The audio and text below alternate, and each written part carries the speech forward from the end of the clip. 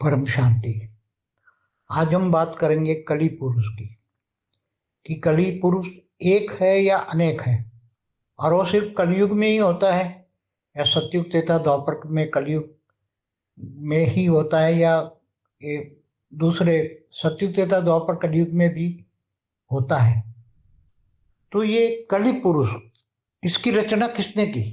क्या ब्रह्मा के द्वारा सर्जन हुआ? किसने किया? क्योंकि ब्रह्मांड में तो हमारा जो ब्रह्मांड है, ब्रह्मांड में तो ब्रह्मा द्वारा सर्जन, विष्णु द्वारा पालना और शंकर द्वारा विनाश होता है। त्रिदेव है। तो त्रिदेव में से क्या किसकी रचना है? कली। कली पुरुष को किसने रचा? तो हर कलयुग में ये कली पुरुष होता है। तो कितने कलयुग गए? तो हर कलयुग में आया होगा तो 4 युग पूरे होते हैं तब अर्ध प्रलय होता है। ऐसे इकोत्तर अर्ध प्रलय में भी जो होता है तब एक मनवंतर में भी होता है। कल्प प्रलय में भी ये कली पुरुष होता है। महाकल्प प्रलय जब होता है तब भी कली पुरुष होता है। तो ये कली पुरुष जो हमारा ब्रह्मांड की आदि शुरुआत हुई तब से है। क्योंकि कली माना जो कलयुग में आता है, तो ऐसे हर हर 43,20,000 साल में एक बार कलयुग आता है। तो हर कलयुग में कली पुरुष आता है। फिर कलयुग के बाद वो कहाँ जाता है? क्या नीचे 7 पाताल लोक है उसमें जाता है? 55 करोड़ नर्क है उसमें जाता है? कहाँ जाता है कली पुरुष बाद में? क्या उसका विनाश होता है? विनाश तो वो कली पुरुष की तो आत्मा होगी ना, आत्मा का तो विनाश नहीं होगा। चाहे कली पुरुष को हम असुर कहें, कली पुरुष माना असुर, तो चाहे असुर हो चाहे देवता हो तो उसकी आत्मा का तो विनाश नहीं होता। चाहे अर्ध प्रलय हो, प्रलय हो, कल्प प्रलय हो, महाकल प्रलय हो, महाकाल प्रलय में ही सब विनाश होता है, या महाकल प्रलय में ही आत्माओं का विनाश होता है। तो ये कली पुरुष है कौन? पहले ये समझते हैं कि हमारे ब्रह्मांड की आदि में, आदि माना शुरुआत हुई तब, जो शुरुआत हुई कितना टाइम हो गया? अब ब्रह्मांड के आयुष ब्रह्मा की 100 साल होती है। मतलब ब्रह्मांड की आयु ब्रह्मा के 100 साल होती है।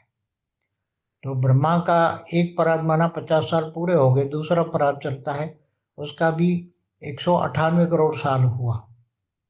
तो 198 करोड़ साल माना दूसरे पराग का, ब्रह्मा का पहला दिन का 7वां मनवंतर का 28 का युगांतर चल रहा है।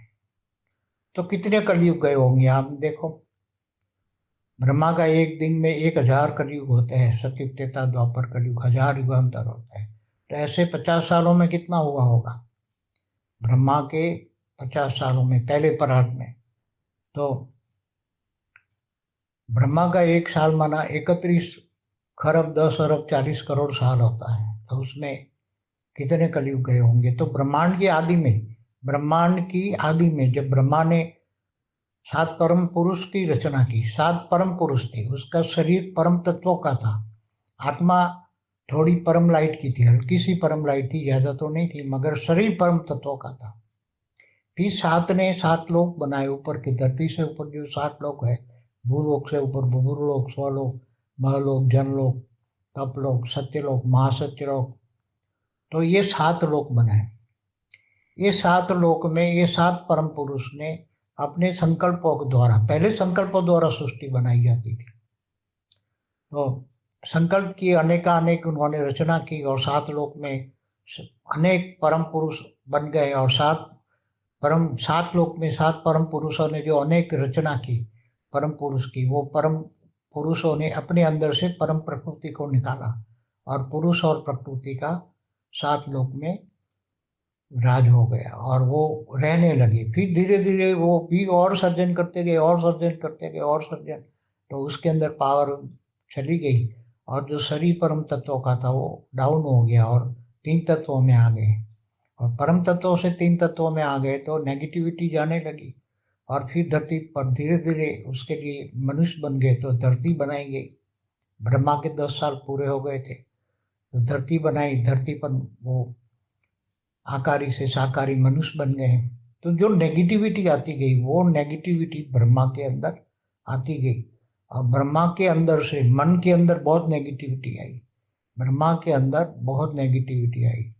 तो फिर ब्रह्मा ने अपना मन साफ करने के लिए, मन को पवित्र बनाने के लिए, अपने अंदर से जो नेगेटिविटी थी वो बाहर निकाल दी उसने, और उसमें से एक कली पुरुष का सर्जन हुआ। बहुत ब्रह्मांड की आदि में, कई खरबों साल पहले, ब्रह्मांड के पहले परात के अंदर, जब तो जो पहला कलयुग हुआ, शुरू शुरू में धरती पर पहला कलयुग शुरू हुआ, तब ये कली पुरुष नीचे उतार के ब्रह्मा ने फेंक दिया, और वो कली पुरुष ने सर्जन करके अपने जैसे अनेक, जैसे देवताओं ने अनेक रचना की, ऊपर सात परम पुरुष ने अनेक रचना की संकल्पों द्वारा, ऐसे कली पुरुष आकारी रूप में था और धरती पर आ गया, तो उसने आकारी रूप में संकल्पों से अनेक रचना की और अनेक कली पुरुष बना दिए, अनेक कलियुगी पुरुष हो गए। तो वो क्या होने लगे कि वो कलयुग को घोर कलयुग की ओर लाने लगे, देवताओं पर अत्याचार करने लगे, वो असुर बन गए।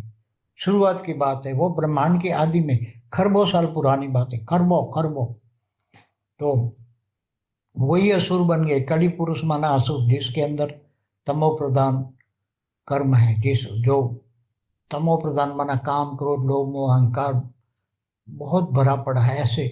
और वो फिर देवता और असुरों की लड़ाई होने लगी, तो कलयुग में तो वो उनका राज्य होने लगा कल, क्योंकि अनेक पुरुष, फिर देवताओं को भी वायुमंडल ही तमो प्रधान बना दिया। तो जो देवता धरती पर होते थे, जो मनुष्य रूप में देवता आते थे ऊपर से, स्वर्ग लोक से जो मनुष्य आते, दूसरे लोक से जो गांधर्व किन्नर यक्ष भी आते, तो वो सारे के सारे वायुमंडल के प्रभावित होकर, वो कली पुरुष में प्रभावित होकर, वो सारे कलियुगी पुरुष माना तमो प्रधान बन जाते थे, और सब पर कलयुग का प्रभाव होता था, कली पुरुष का प्रभाव होता था।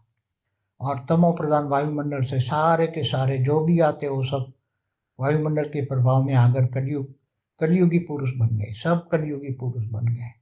तब फिर विष्णु के धर्म ग्लानि के टाइम पर विष्णु का अवतार होते हैं। और फिर जब यदा यदा ही धर्म से ग्लानिर्भवति भारत अभ्युत्थानम अधर्मस्य तदात्मानं सृजाम्यहम्, तो विष्णु के अवतार होते हैं, फिर असुरों का विनाश करते हैं और देवताओं की रक्षा करते हैं। तो धरती पर केवल अच्छे मनुष्य ही रह जाते हैं, उसको अर्ध प्रलय कहते हैं। सतयुग त्रेता द्वापर कलयुग शुरू हो जाते हैं, फिर अर्ध प्रलय प्रलय फिर हो जाते हैं। फिर वो आत्मा तो बन गई ना, आत्मा तो को विनाश नहीं होता, जैसे देवताओं की बात आत्मा है, ऐसे कलियुगी कली पुरुषों की आत्मा एक से अनेक हो गए। तो वो फिर धीरे धीरे क्या करते, संस्कार के अंदर नीचे सात पाताल लोक में चले जाते हैं कली पुरुष। जब धरती पर विष्णु का अवतार होते हैं तो वो मर के फिर नीचे सात पाताल लोक में चले जाते हैं। सात ऊपर के लोक में तो देवता जाते हैं, सात पाताल लोक में अतल वितल सुतल तलातल महातल पाताल, ये सब सात लोक में नीचे चले जाते हैं। और इससे और भी गिर जाए तो 55 करोड़ नरक में चले जाते हैं।